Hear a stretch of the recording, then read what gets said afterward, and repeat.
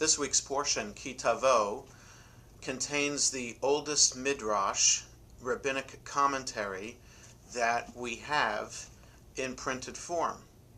The oldest commentary there is the Haggadah that we use for the service in our homes at the Passover Seder.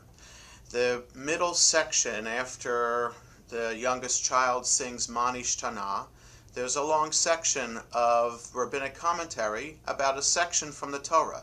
And that section from the Torah is found in this week's Torah reading, Tavo. When Israelites are to bring the first fruit to the Mishkan and later to the temple in Jerusalem, they are supposed to bring them in a basket. And as they present that basket of first fruits to the Kohen, to the priest, they are supposed to recite this formula.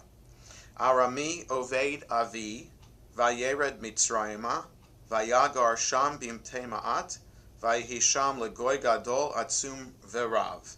My father was a fugitive Aramean.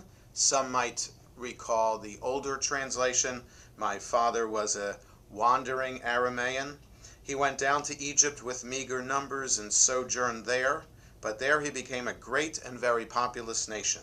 The Egyptians dealt harshly with us and oppressed us. They imposed heavy labor upon us. We cried to the Lord, the God of our fathers, and the Lord heard our plea and saw our plight, our misery, and our oppression. The Lord freed us from Egypt by a mighty hand, by an outstretched arm and awesome power, and by signs and portents. He brought us to this place and gave us this land, a land flowing with milk and honey. Wherefore I now bring the first fruits of the soil, which you, O Lord, have given me. In the context of the Haggadah, we can understand why this would be recited, why this text would be chosen by the rabbis, because it recounts that little bit of history. We came from the land of Israel, ended up in Egyptian slavery. God heard our cry and set us free.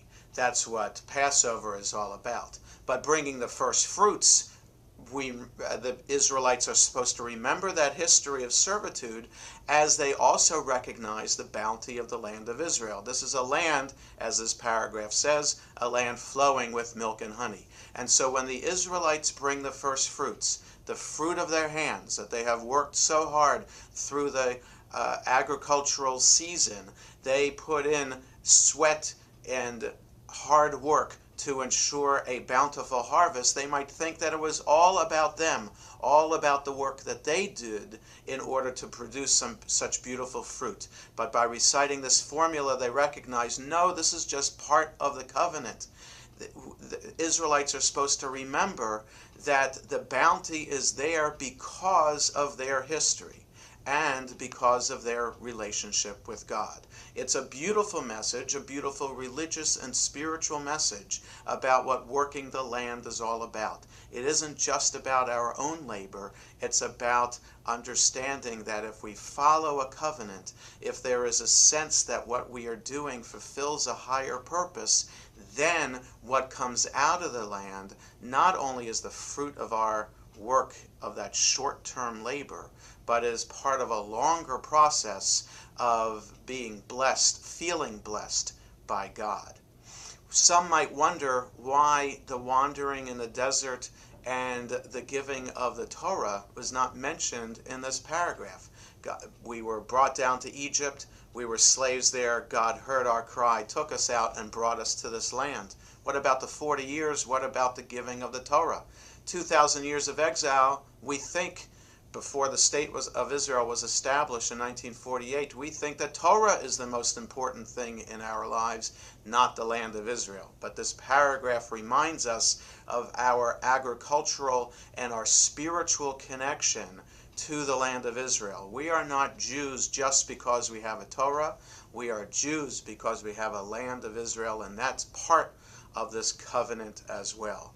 Torah and the land of Israel go hand in hand in order for us to feel truly blessed in our lives. Shabbat Shalom.